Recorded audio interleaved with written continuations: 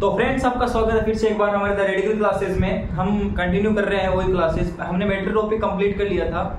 General chemistry की हमारी classes चल रही थी, तो हमने एक टॉपिक कंप्लीट किया है। सबसे पहले एसिड बेस साल्ट का, उसके बाद में हमने कंप्लीट किया है अपना मेटा टॉपिक, और उसके बाद में हम आज स्टार्ट करने जा रहे हैं अपना एटम टॉपिक।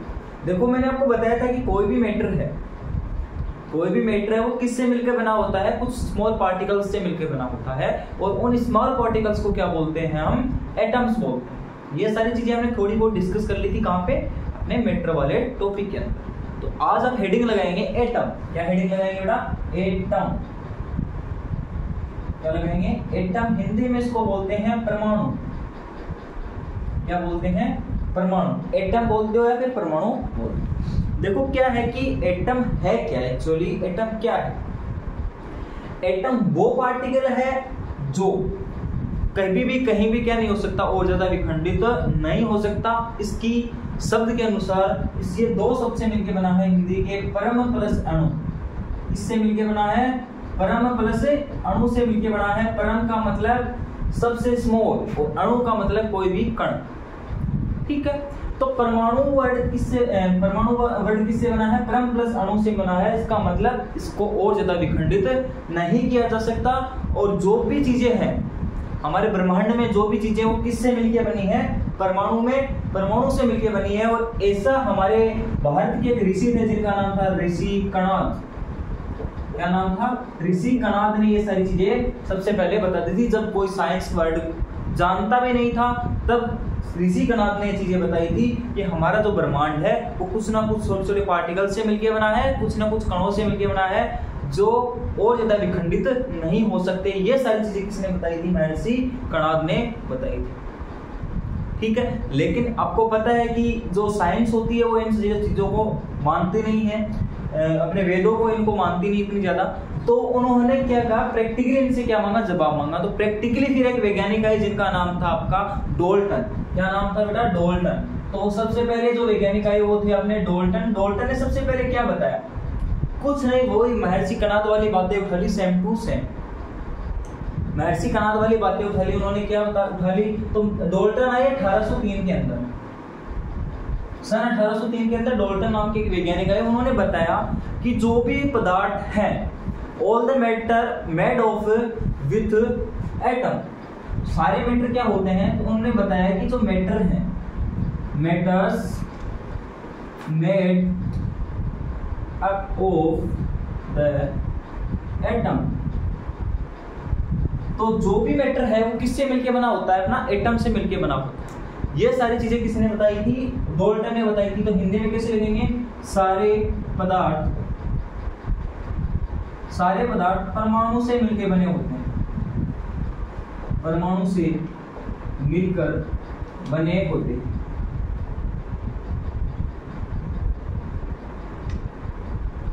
ठीक है, चलो नेक्स्ट। फिर इसने बताया कि जो परमाणु है, परमाणु क्या होता है? अविभाज्य क्या होता है? कण होता है। इसने क्या बताया? The atom is undividable particle. ये क्या होते हैं? परमाणु अविभाज्य कण होते हैं। क्या होते हैं? परमाणु अविभाज्य कण होते हैं। ये डाल्टन साहब ने बता दिया। 1803 के अंदर आए थे। उन्होंने ये सारी चीजें डिस्कस करके चले गए कि परमाणु है, जो भी पदार्थ हैं वो किससे मिलके बने होते हैं? कुछ ना कुछ छोटे छोटे पार्टिकल से मिलके बने होते हैं, जिनको क्या बोलते हैं? हम परमाणु बोलते हैं। और वो स्मॉल पार्टिकल्स इतने स्मॉल होते हैं कि उनको और ज्यादा तोड़ा नहीं जा सकता। मतलब एटम्स क्या हो गए? अविभाज्य कण हो गए। उनको और क्या स्मॉल पार्टिकल्स के अंदर नहीं तोड़ सकते। ये सारी चीजें डाल्टन साहब ने 1803 के अंदर डिस्कस की। और यही सारी चीजें किसने बताई थी? हमारे भारतीय ऋषि कणाद ने बताई। ठीक है, लेकिन इनके पास क्या था? साइंटिफिक रीजन था, और इनके पास कोई साइंटिफिक रीजन नहीं था उस टाइम। ठीक है, चलिए। फिर उसके बाद में एक वैज्ञानिक और आए। देखो, क्या होता है कि हमारी साइंस होती है ना, उसमें अगर कोई चीज क्या हो जाए, इन्वेंट हो जाए कोई नई चीज, तो उसके पीछे पीछे और सारी चीजें क्या होती है, इन्वेंट होती है। जैसे इसने ये थ्योरी दी, डाल्टन ने ये थ्योरी दी, तो इन पे और रिसर्च होने लगी। और ज्यादा रिसर्च होने लगी, ठीक है। तो उसके बाद में एक वैज्ञानिक आए सन 1811 के अंदर, सॉरी 100 साल बाद में 1903 के अंदर एक वैज्ञानिक आए जिनका नाम था जे थॉमसन। कौन से वैज्ञानिक आए? जे थॉमसन नाम के एक वैज्ञानिक आए 1903 के अंदर। दूसरे वैज्ञानिक थे अपने जे थॉमसन।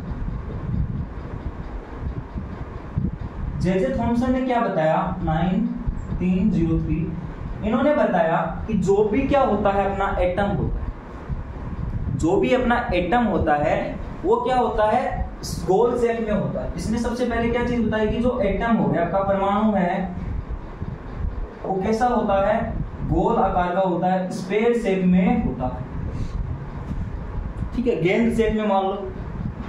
तो एटम कैसा होता है, गोल होता है, किसने बताया, जे थॉमसन ने। उसके बाद में क्या बताया कि जो ये पार्टिकल है, जो अपना एटम है ये पूरी तरह से क्या है, भरा हुआ है, एक भरी हुई गेंद के समान है।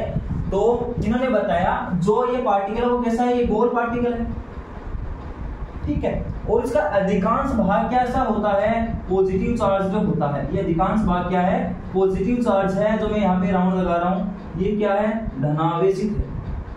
कैसा है, धनावेशित है। यहाँ पे कौन सा चार्ज है, पॉजिटिव चार्ज है, यानी ये क्या है, अधिकांश भाग इसका क्या है, धनावेशित है, ठीक है। और पूरे परमाणु का जो द्रव्यमान है वो इक्वली क्या है, पूरे एटम पे क्या है, डिस्ट्रीब्यूटेड है। मतलब इस पूरे परमाणु का जो द्रव्यमान है वो पूरी जगह पे क्या हुआ है, पूरी तरह इक्वल तरीके, समान तरीके से क्या हुआ है, फैला हुआ है, ठीक है। नहीं कहीं पे ज्यादा द्रव्यमान है, नहीं कहीं पे कम द्रव्यमान है। और सारा क्या पे अधिकांश भाग कैसा है, यहाँ पे धनावेशित है, यानी पॉजिटिव। लेकिन कुछ चीजें थी, उन्होंने बताया कि ये धनावेशित भाग तो है ही है, साथ में यहाँ पे क्या है, कुछ नेगेटिव चीजें भी है, कुछ क्या है, नेगेटिव पार्ट भी है। और इस नेगेटिव पार्ट का उन्होंने नाम दिया क्या, इलेक्ट्रॉन्स। क्या नाम दिया, इलेक्ट्रॉन्स। इलेक्ट्रॉन्स की खोज आपको अगर पूछे कि इलेक्ट्रॉन्स की खोज किसने की थी, तो इलेक्ट्रॉन की खोज की थी जे थॉमसन ने की थी। कब की थी, 1903 के अंदर। समझ गए मेरी बात को। उन्होंने क्या बताया अपने मॉडल के अंदर कि परमाणु कैसा होता है, गोल होता है। परमाणु का अधिकांश द्रव्यमान कैसा होता है, सब जगह समान रूप से फैला होता है। तीसरी चीज इसने बताया कि उसका अधिकांश भाग कैसा होता है, धनावेशित होता है, पॉजिटिवली चार्ज होता है। लेकिन उस धनावेशित भाग के अंदर कुछ क्या होते हैं, इलेक्ट्रॉन्स भी पाए जाते हैं, कुछ ऋणावेशित पार्टिकल्स भी पाए जाते हैं, जिन्हें क्या बताया था उन्होंने, इलेक्ट्रॉन्स बताया, ठीक है। अब देखिए हैरानी की बात यह कि इनका मॉडल, बहुत सारी चीजें गलत थी इनकी, ठीक है। इन सारी चीजों में से बहुत सारी चीजें गलत थी, लेकिन फिर भी इनका जो मॉडल है वो फेमस हुआ, क्योंकि इन्होंने सबसे पहले तो क्या कर दिया कि इलेक्ट्रॉन्स की खोज कर दी, इसलिए इनका मॉडल फेमस रहा। दूसरी चीज देखो, उन्होंने बहुत सी चीजें गलत बताई, लेकिन बहुत सही पैमाने तक भी पहुंचे थे। मतलब उनके गलत चीजों में भी बहुत सारी चीजें सही थी। कैसे सी, ये जो अधिकांश जो धनावेशित पार्ट है ये भी एक्चुअली में पाया गया था आगे जो भी वो नए नए मॉडल आए थे उनमें। ऋणावेशित भाग में उन्होंने पाया, तो इन्होंने खोज की तो आगे भी पाया गया था, ठीक है। अब इनकी जो तुलना थी, इनकी जो मॉडल की तुलना थी वो किससे की गई थी, तरबूज से की गई थी। किससे की गई थी, वाटरमेलन से की गई। किससे की थी, वाटरमेलन से। और दूसरी इसकी किससे थी, एक तो वाटरमेलन से की तुलना की थी कि जो आपका तरबूज होता है उसका जो लाल वाला भाग होता है वो क्या है, अपना धनावेशित भाग है, और जो उसमें काले बीज होते हैं वो क्या है, अपने इलेक्ट्रॉन्स, ठीक है। हाँ, तो इसकी एक तो किससे तुलना की गई थी, वाटरमेलन से। इसीलिए इसको कौन सा बोलते हैं, प्लम पुडिंग मॉडल भी बोलते हैं। कौन सा, प्लम पुडिंग मॉडल भी बोलते हैं। तो ये सारी चीजें क्या याद रख लोगे आप, याद रख लो। यहाँ से क्वेश्चंस बनते हैं कंपटीशन के अंदर कि प्लम पुडिंग मॉडल कौन सा है, तो बता देंगे आप। जे थॉमसन वाला मॉडल क्या है, कब दिया था, 1903 के अंदर दिया था। किसने दिया था, जे थॉमसन नामक के वैज्ञानिक ने दिया था। साथ में ही इसके मॉडल की तुलना किससे की गई है, तो बता देंगे तरबूज से की गई है और प्लम पुडिंग से की गई है। साथ में क्या बताया, इसका जो अधिकांश भाग है वो कैसा होता है, धनावेशित होता है, और कुछ भाग क्या होता है बीच बीच में ऋणावेशित होता है, जिसको क्या नाम दिया था, इलेक्ट्रॉन दिया, ठीक है। हाँ, अब देखिए नेक्स्ट जो मॉडल आया, उनका नाम था क्या, तीसरा अपना मॉडल आया था वो था अपना रदरफोर्ड। कौन से भाई साहब आए थे, तीसरे रदरफोर्ड भाई साहब आए थे, ठीक है। उन्होंने क्या बताया, रदरफोर्ड मॉडल आया तो रदरफोर्ड ने क्या किया, एक्सपेरिमेंट किया। रदरफोर्ड ने क्या किया, एक्सपेरिमेंट किया। कब किया, 1911 के अंदर। और एक्चुअल में क्या था, इनके मॉडल को क्या बताया गया था, गलत बताया गया था। किसके मॉडल को, जैसे थॉमसन के मॉडल को क्या बताया था, गलत बताया गया था। तो रदरफोर्ड भाई साहब आए, उन्होंने कोशिश ये की थी, उनका ये मकसद नहीं था बिल्कुल भी कि ये थॉमसन के मॉडल को गलत साबित कर दें। बिल्कुल नहीं चाहते थे कि थॉमसन का मॉडल गलत साबित हो, वो यही चाहते थे कि मेरे एक्सपेरिमेंट के द्वारा ये जो थॉमसन का मॉडल क्या हो, सही साबित हो। तो उन्होंने एक्सपेरिमेंट किया और ये बहुत फेमस एक्सपेरिमेंट हुआ था, जिनका नाम था स्वर्ण पन्नी एक्सपेरिमेंट, या स्वर्ण पन्नी प्रयोग बोल दो हिंदी में, इंग्लिश में बोलते हैं गोल्डन फॉयल एक्सपेरिमेंट।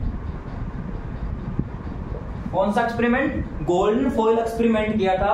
किसने, रदरफोर्ड ने। अब इसके बारे में हम डिस्कस करते हैं, बहुत ही फेमस तरीके से क्वेश्चन पूछा जाता है, डायरेक्ट क्वेश्चन आता है कंपटीशन में कि स्वर्ण पन्नी प्रयोग किस वैज्ञानिक ने किया था, रदरफोर्ड ने किया था। क्यों किया था, क्योंकि वो साबित करना चाहते थे कि जे.जे. थॉमसन का मॉडल क्या है, सही है। कब किया, 1911 के अंदर किया था। चलो अब देखिए आगे क्या था।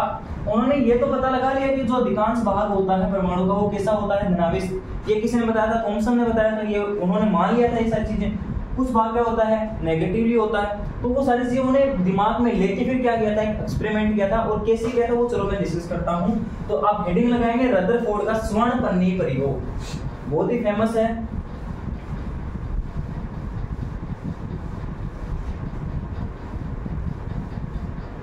ठीक है, लिखो रदरफोर्ड का स्वर्ण पन्नी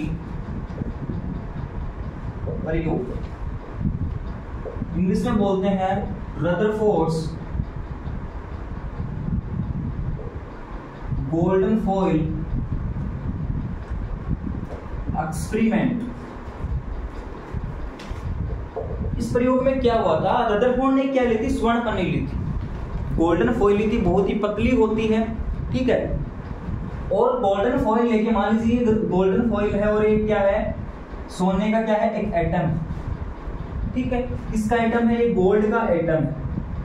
अब रदरफोर्ड के अकॉर्डिंग क्या हुआ, रदरफोर्ड के अकॉर्डिंग तो थॉमसन के अकॉर्डिंग तो यह हुआ ना कि इसका अधिकांश भाग क्या है, धनावेशित है, और कुछ पार्टिकल्स इसके अंदर क्या है, नेगेटिवली चार्ज्ड है, और जिनको इलेक्ट्रॉन नाम दिया था। लेकिन रदरफोर्ड भाई साहब ने क्या किया, इस पे किसकी बौछार करवाई, एक रेज होती हैं या फिर पार्टिकल्स होते हैं जिनको बोला जाता है अल्फा पार्टिकल्स। कौन से पार्टिकल्स, अल्फा पार्टिकल्स। उन्होंने इस पे क्या करवाई, इसकी बौछार करवाई। अल्फा पार्टिकल्स क्या होते हैं, अल्फा कण क्या होते हैं, ये मैं भी बता दूंगा आपको। अल्फा पार्टिकल होते हैं हीलियम +2 के पार्टिकल्स, ठीक है। हीलियम एटम में से 2 इलेक्ट्रॉन निकाल दो, वो अल्फा पार्टिकल बच जाता है। हीलियम क्या होता है, 2 प्रोटॉन 2 न्यूट्रॉन। 2 नंबर पे आता है ना हीलियम, पीरियडिक टेबल में हम डिस्कस करेंगे। 2 नंबर पे आता है अपना हीलियम, जो क्या होती है, एक नोबल गैस होती है, ठीक है। हाँ, 18th ग्रुप में आती है। तो अल्फा कण पार्टिकल क्या होते हैं, अल्फा कण क्या होते हैं, हीलियम में से क्या निकाल दो, 2 इलेक्ट्रॉन निकाल दो, तो क्या बन जाते हैं, हीलियम +2 बन जाता है। और +2 क्या होता है, अल्फा कण होता है। अब ये बताओ ये कौन से चार्ज हैं, पॉजिटिव चार्ज। ये कैसे होंगे, धनावेशित होंगे, होंगे कि नहीं होंगे, यानी कि कौन से चार्ज होंगे, पॉजिटिव चार्ज होंगे। कैसे होंगे, पॉजिटिव। जैसे ही इस एटम पे आया, थॉमसन भाई साहब ने बताया था कि अधिकांश भाग क्या था, पॉजिटिवली चार्ज। अब मेरे को यह बताओ कि पॉजिटिव के बीच में क्या होना चाहिए, रिपल्सन होना चाहिए। पॉजिटिव के बीच में क्या होना चाहिए, रिपल्सन होना चाहिए। एक लड़का और एक लड़के के बीच में रिपल्सन होना चाहिए, ठीक है। एक लड़का और एक लड़की के बीच में क्या होना चाहिए, अट्रैक्शन होना चाहिए। ऐसा नहीं उसको सख्त लौंडा बन गया वो। अगर अट्रैक्शन नहीं है तो उसको किसी डॉक्टर के पास दिखाना चाहिए, उसमें कोई कमी है, इतना सख्त भी नहीं बनना है। तो यहाँ पे सेम चार्ज है और सेम चार्ज के बीच में क्या होता है, रिपल्सन होता है। लेकिन यहाँ पे रिपल्सन नहीं हुआ। क्यों नहीं हुआ, क्योंकि सीधे निकल गए पार्टिकल। अधिकांश पार्टिकल क्या निकल गए, सीधे ही निकल गए, बिना कुछ क्या हुए मुड़े। अधिकांश पार्टिकल 1 लाख में से कितने पार्टिकल्स, 90% पार्टिकल क्या हो गए, सीधे उस परमाणु में से निकल गए। कुछ पार्टिकल्स आए अल्फा कण के पार्टिकल्स और क्या हो गए, अपने पथ से विचलित हो गए, डेविएट हो गए। क्या हो गए, कुछ पार्टिकल्स डेविएट हो गए। समझ गए मेरी बात को। लेकिन उस 1,00,000 अल्फा पार्टिकल्स में से एक पार्टिकल ऐसा था जो वापस 180 डिग्री पे क्या हो गया, डेविएट हो गया। वापस कहां से, ऐसा का ऐसा क्या आ गया कि यहां से गुजरा और वापस कैसे कैसे आ गया, ऐसा कैसा वापस आ गया। इसका मतलब समझे आप, एक ऐसा बंदा है जो किसको क्या कर रहा है, पूरी तरह से रिपल कर रहा है, पूरी तरह से अपने दूर भगा रहा है, अपने से दूर। बाकी सब पास में से गुजरने दे रहे हैं और एक पार्टिकल ऐसा है जो इसको क्या कर रहा है, वापस भेज रहा है। इसका मतलब वहां पे क्या है, पॉजिटिव है। वो क्या है, बीच में एक सख्त लौंडा खड़ा है जो वापस उसको थप्पड़ देके क्या कर रहा है, भेज रहा है। तो थॉमसन भाई साहब यहाँ पे क्या हो गए, गलत हो गए।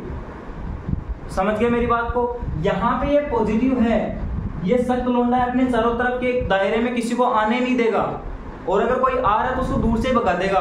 तो उसको क्या कर रहा था, ये दूर से भगा रहा था, और एक जब उसके सामने से कांटेक्ट में आ गया, उसको थप्पड़ देके वापस उसी रास्ते भेज दिया।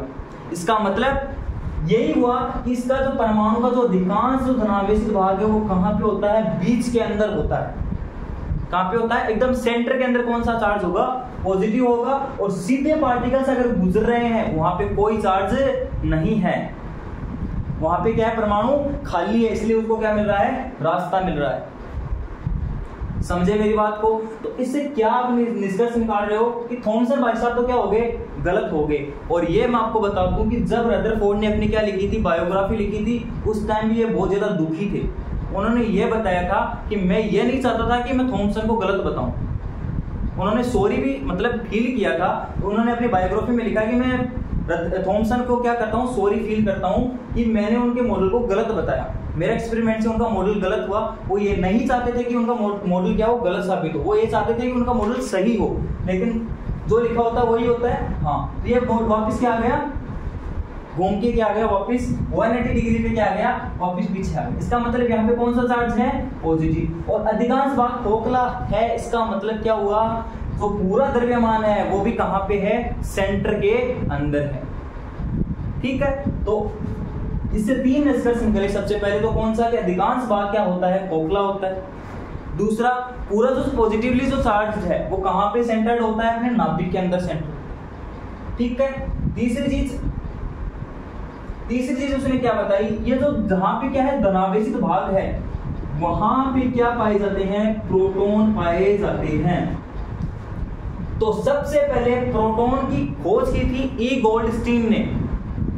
किसने की थी, ई गोल्डस्टीन ने। लेकिन उसका नामकरण किसने किया था, अपने रदरफोर्ड भाई साहब ने किया था। कौन से एक्सपेरिमेंट में, स्वर्ण पन्नी एक्सपेरिमेंट में उनका क्या किया था, नामकरण किया था, किसका, प्रोटॉन का। और साथ में ही बताया कि प्रोटॉन कहाँ रहते हैं, प्रोटॉन रहते हैं नाभिक के अंदर। कहाँ पे रहते हैं, नाभिक के अंदर। और जो जहां पे पूरा द्रव्यमान सेंटर्ड होता है वहां पे क्या होता है, और इस नाभिक के द्रव्यमान को संतुलित करने के लिए प्रोटॉन के साथ एक और इसका दोस्त पाया जाता है जिसको बोलते हैं न्यूट्रॉन। और सर न्यूट्रॉन पे क्या कोई चार्ज नहीं होता, प्रोटॉन पे कौन सा चार्ज होता है, पॉजिटिव चार्ज। ठीक है, इतनी सारी चीजें इसने बता दी। आप देखिए उन्होंने क्या मतलब ऊपर से फोर्स आने स्टार्ट होगी भाई। थॉमसन के अगर मॉडल पे आप एक्सपेरिमेंट कर रहे हो तो थॉमसन भाई साहब ने तो ये भी बताया था कि इलेक्ट्रॉन भी होते हैं। तो रदरफोर्ड ने भी एक चीज बताई कि हाँ बिल्कुल इलेक्ट्रॉन होते हैं, लेकिन इसमें बीच में नहीं धसे होते। वो कहाँ पे चक्कर लगाते हैं, बाहर की कक्षाओं में चक्कर लगाते हैं। कहाँ पे लगाते हैं, ये कुछ क्या होती है, फिक्स डिस्टेंस पे कुछ लाइंस होती है, वहां पे क्या लगाते हैं, इलेक्ट्रॉन से चक्कर लगाते हैं। क्या करते हैं, इलेक्ट्रॉन्स चक्कर लगाते हैं। और ये जो लाइंस हैं इनको बोला जाता है ऑर्बिट्स, या फिर क्या बोलते हैं, सेल्स बोलते हैं। जिस प्रकार सूर्य के चारों तरफ ग्रह चक्कर लगाते हैं वैसे ही इलेक्ट्रॉन चक्कर लगाते हैं किसके तरफ, परमाणु के चारों तरफ या नाभिक के चारों तरफ। ठीक है, हाँ यही हो गया आपका रदरफोर्ड का मॉडल। अब जैसे जैसे कमियां और निकलने लग गई, अब ये मॉडल चला खूब। ठीक है, इस मॉडल में क्या कमी आई थी, क्या थी, वो आगे जाके नया मॉडल आएगा तब उसको पता चलेगा। ठीक है, अब आए थे नेक्स्ट अपने कौन से, नील्स बोर।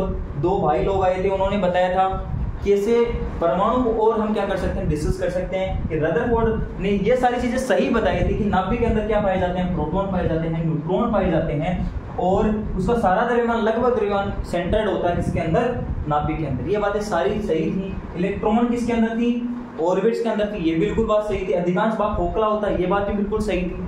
तो फिर रदरफोर्ड गलत कहाँ पे हुई, रदरफोर्ड गलत हुए। नील भाई साहब आए, उन्होंने पूछा रदरफोर्ड को बिठा के, भाई इधर आ, जब ये चारों तरफ चक्कर लगा रहे हैं इलेक्ट्रॉन थकेंगे नहीं क्या?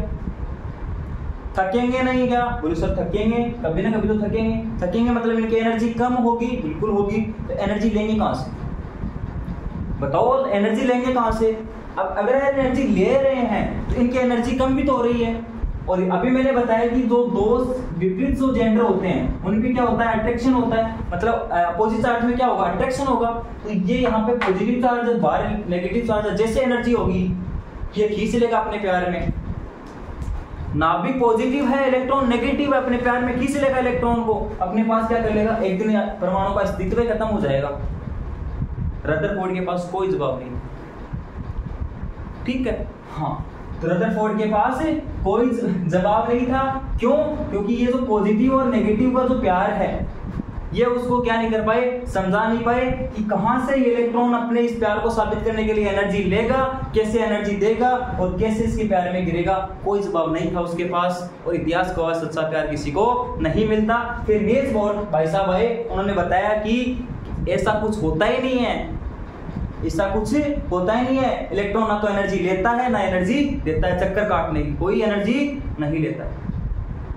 प्यारे में तो तब पड़ेगा ना जब ये इलेक्ट्रॉन क्या लिखेगा? लव लेटर लिखेगा। कि एनर्जी ना तो लव लेटर लेता है ना देता है, आराम से बिंदास चक्कर काटेगा चारों तरफ, इसके प्यार में पड़ेगा ही नहीं। समझ गए मेरी बात को? मतलब पॉजिटिव चार्ज और इलेक्ट्रॉन के बीच में इंटरेक्शन तो होगा। कब होगा? कब पास में आएगा ये? जब क्या होगा? ये इलेक्ट्रॉन की एनर्जी कम होगी या फिर इलेक्ट्रॉन की एनर्जी क्या होगी? बढ़ेगी। दो ही चीजें होंगी। अब ये बोल रहा है नील्स बोर भाई साहब ने बता दें कि इलेक्ट्रॉन क्या करता है? एनर्जी ना तो एब्जॉर्ब करता है ना क्या करता है? इमिट करता है। मतलब उसकी एनर्जी कम होगी नहीं। एनर्जी कम होगी नहीं तो इसके पास आएगा नहीं, और इसके पास आएगा नहीं तो अट्रैक्शन नहीं होगा। और अट्रैक्शन नहीं होगा तो परमाणु का अस्तित्व बना रहेगा। और नील्स बोर मॉडल की सबसे यही अच्छी बात थी, तभी आज हम इसको क्या कर रहे हैं? कंटिन्यूअसली पढ़ रहे हैं कि अभी तक जितने मॉडल आए थे, नील्स बोर से पहले जितने भी मॉडल आए थे, उन्होंने कभी भी ये नहीं समझाया कि परमाणु का अस्तित्व है या नहीं।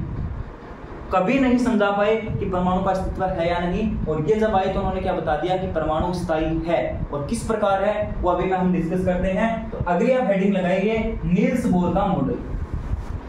कौन सी हेडिंग लगाएंगे? नील्स बोर का मॉडल।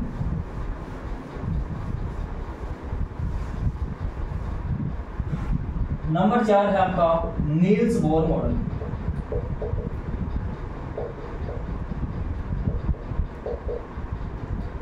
इंग्लिश में लिखते हैं नाइल्स बोहर मॉडल, ठीक है। हाँ, इस नील्स बोर ने क्या बताया?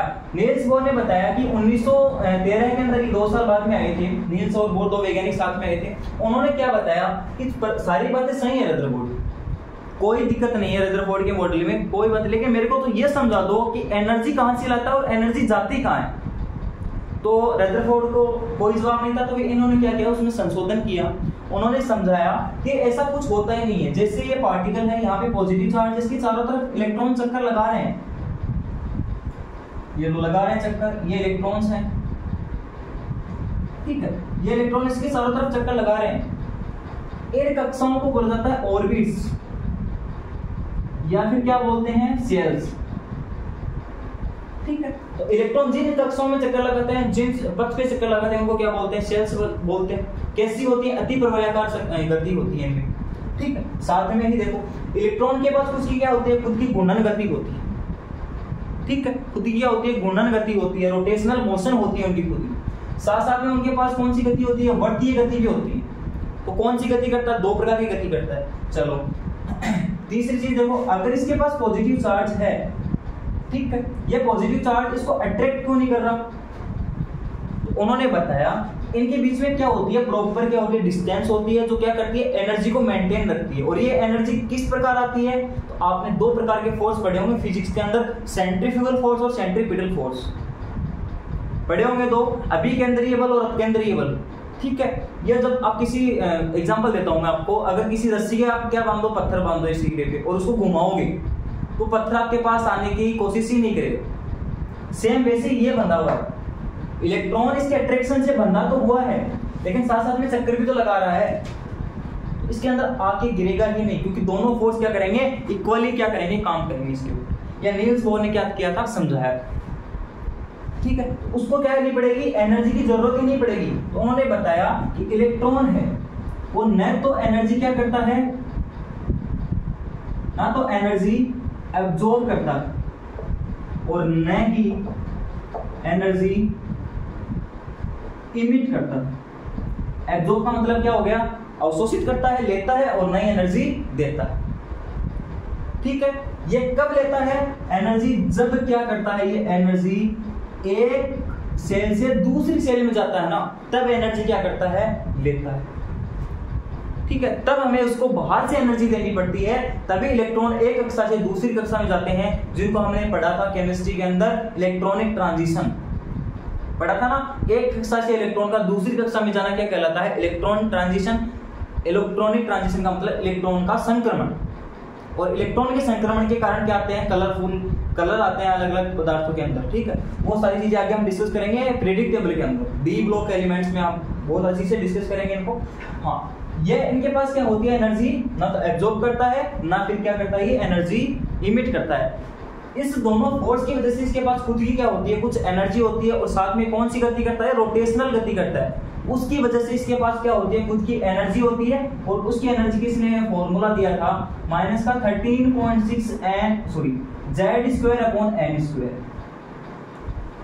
ये क्या दिया था, एनर्जी का फॉर्मूला दिया था कि इलेक्ट्रॉन के पास इतनी एनर्जी होती है जब वो किसी कक्षा के अंदर क्या करता है, गति करता है। अब ये Z क्या है, ये परमाणु क्रमांक है। जैसे हाइड्रोजन एटम की बात करोगे तो यहाँ पे 1 आ जाएगा। ठीक है, हाइड्रोजन के बाद में हीलियम की बात करो तो यहाँ पे 2 आ जाएगा। यहाँ पे आप हाइड्रोजन, हीलियम, लिथियम की बात करो तो यहाँ पे 3 आ जाएगा। Z की, तो ये परमाणु क्रमांक, एन उसमें कितने इलेक्ट्रॉन्स क्या करें, ट्रांजिशन करते हैं, उसकी वैल्यू आ जाएगी, मुक्त इलेक्ट्रॉन क्या आ जाएगी। ठीक है, तो ये उसने क्या दिया था, फॉर्मूला दिया था। अब उन्होंने बताया कि ये तो एनर्जी होगी, ये पार्टिकल्स के सेल के अंदर किसी भी इलेक्ट्रॉन की एनर्जी होगी, लेकिन जब वो शिफ्टिंग करता है, जब एक कक्षा से दूसरी कक्षा में जाता है, तो कुछ एनर्जी वो क्या करता है, एब्जॉर्ब करता है, फिर इमिट करता है।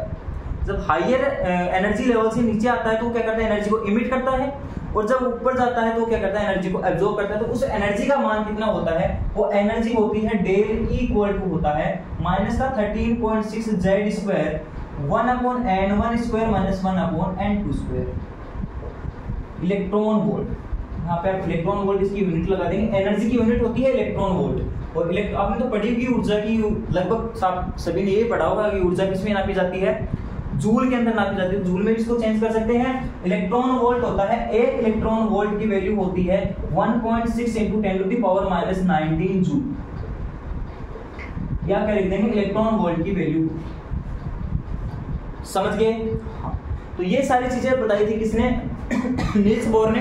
नील्स बोर ने बताया था कि चारों तरफ चक्कर तो लगाते हैं, लेकिन इनकी फिक्स एनर्जी होती है, ना तो अंदर गिरते हैं, ना ये क्या होते हैं, बाहर गिरते हैं, क्योंकि इनके पास 2 प्रकार के फोर्स पाए जाते हैं। और ये फोर्स कहां से आए, दोनों फोर्स आए किसके, एंगुलर मोशन की वजह से। कौन सी मोशन, एंगुलर मोशन, संवेगीय गति, कोणीय गति बोल सकते हैं। और कोणीय गति की वजह से इनमें 2 फोर्स क्या हो गए, डेवलप हो गए। नंबर फर्स्ट अभिकेंद्रीय बल और दूसरा अपकेंद्रीय बल। Number first centripetal force and second centrifugal force, जिसकी वजह से ये अपने पथ के अंदर क्या करता रहता है, गति करता रहता है। इसलिए इसको कोई एनर्जी की रिक्वायर नहीं होती, ना तो ये एनर्जी एब्जॉर्ब करता है, ना ही एनर्जी। यही ड्रॉबैक रहा था रदरफोर्ड मॉडल का, जो किसने क्लियर कर दिया, अपने नील्स बोर ने। और इस प्रकार उन्होंने बता दिया कि कैसे क्या एक परमाणु स्थायी रहता है। ठीक है, चलो ये सारी चीजें आपने समझ में आ गई। अब मैं बार बार ये इलेक्ट्रॉन, प्रोटॉन ये बोल रहा हूँ, ये क्या है, ठीक है, ये कैसे कैसे होते हैं, ये सारी चीजें मैं एक बार आपको रिवाइज करवा देता हूँ। यहाँ पे प्रोटॉन की खोज किसने की थी, इलेक्ट्रॉन की खोज किसने की थी, ठीक है, अपने न्यूट्रॉन की खोज किसने की, वो भी सारी चीजें डिस्कस कर लें साथ ही। तो चलो देखो, पहला मैं बताता हूँ आपको प्रोटॉन। प्रोटॉन की खोज की थी किसने, एक ट्रिक है, ट्रिक लिख लेंगे आप कि इनको याद करें। डायरेक्ट एक क्वेश्चन बनता है कंप्यूटर के अंदर कि निम्न में से परमाणु की खोज किसने की, फिर बोले कि परमाणु की खोज तो होगी, अब इसके बाद में इलेक्ट्रॉन की खोज किसने की, चलो प्रोटॉन की खोज किसने की, न्यूट्रॉन की खोज किसने की। तो सबसे पहले मैं बता दूं कि परमाणु की खोज किसने की थी। वैसे तो महर्षि कर्णाद थे, लेकिन उनके पास कोई साइंटिफिक रीजन नहीं था। उसके बाद में मैके डोल्टन, तो परमाणु की खोज की थी मिस्टर डोल्टन ने। ठीक है। फिर अपने आता है कि इलेक्ट्रॉन प्रोटॉन और न्यूट्रॉन की खोज किसने की? तो इलेक्ट्रॉन प्रोटॉन न्यूट्रॉन की ट्रिक है आपकी कि ईंट पर नाचो, ईंट पर नाचे, ये ट्रिक होती है, ठीक है। अब देखो कई की जगह क्या मिलता है? ईंट पग, क्या? ईंट पग। हो सकती है गलती पर को पग पढ़ ले, हो सकती है, लेकिन गलती नहीं है यहाँ पे। ईंट का मतलब हो गया इलेक्ट्रॉन, क्या हो गया? इलेक्ट्रॉन। डी का मतलब हो गया थॉमसन, क्या हो गया? थॉमसन या थॉमसन, एक ही बात। पै का मतलब हो गया प्रोटॉन, और आर का मतलब हो गया रदरफोर्ड, ठीक है। पै का मतलब हो गया प्रोटॉन, और आर का मतलब हो गया गोल्डस्टीन, ठीक है। एन का मतलब हो गया न्यूट्रॉन, और जे का मतलब हो गया चैडविक, ठीक है। तो इलेक्ट्रॉन की खोज की थी थॉमसन ने, प्रोटॉन की खोज की थी रदरफोर्ड और गोल्डस्टीन ने, और न्यूट्रॉन की खोज की थी चैडविक ने। अब बोलो सर यहाँ पे तो दो कंफ्यूजन आपने पैदा कर दिए कि रदरफोर्ड ने की या फिर गोल्डस्टीन ने, दोनों ऑप्शन आए तो करे कौन सा? अगर दोनों ऑप्शन आते तो क्या बताओगे आप? गोल्डस्टीन। और अगर आपको प्रेफरेंस देना है तो पहले आप गोल्डस्टीन को दोगे, दूसरा आप रदरफोर्ड को दोगे। रदरफोर्ड ने नामकरण किया था, गोल्डस्टीन ने खोज कर दी, ठीक है। किस एक्सपेरिमेंट के द्वारा की थी? तो कैनाल रेज एक्सपेरिमेंट द्वारा अपने गोल्डस्टीन भाई साहब ने किसकी खोज की थी? इसकी प्रोटॉन की खोज की। कौन से एक्सपेरिमेंट द्वारा? कैनाल रेज एक्सपेरिमेंट के द्वारा, धनावेशित किरणों के द्वारा उन्होंने क्या की थी? प्रोटॉन की खोज की। तो परमाणु की खोज डाल्टन ने, इलेक्ट्रॉन की खोज थॉमसन ने, रदरफोर्ड ने किसकी खोज की थी? प्रोटॉन का नामकरण किया था, खोज गोल्डस्टीन ने की थी, न्यूट्रॉन की खोज जेम्स चैडविक ने। क्लियर सारी चीजें? तो ये हमारा एटॉम का क्या हो गया? नॉर्मल मॉडल का डिस्कशन हो गया। इसके बाद में हम एलिमेंट्स के बारे में पढ़ेंगे। तब तक के लिए आप सुरक्षित रहें, घर पे रहें। धन्यवाद। और हमारी क्लास को पढ़ते रहें, एंजॉय करते रहें। अगर क्लास समझ में आई अच्छे से और पसंद आई तो उसको आगे से आगे शेयर कर दें, पूरा सेशन लाइक कर दें। तब तक के लिए धन्यवाद। नेक्स्ट क्लास जल्दी ही आएगी आपके पास।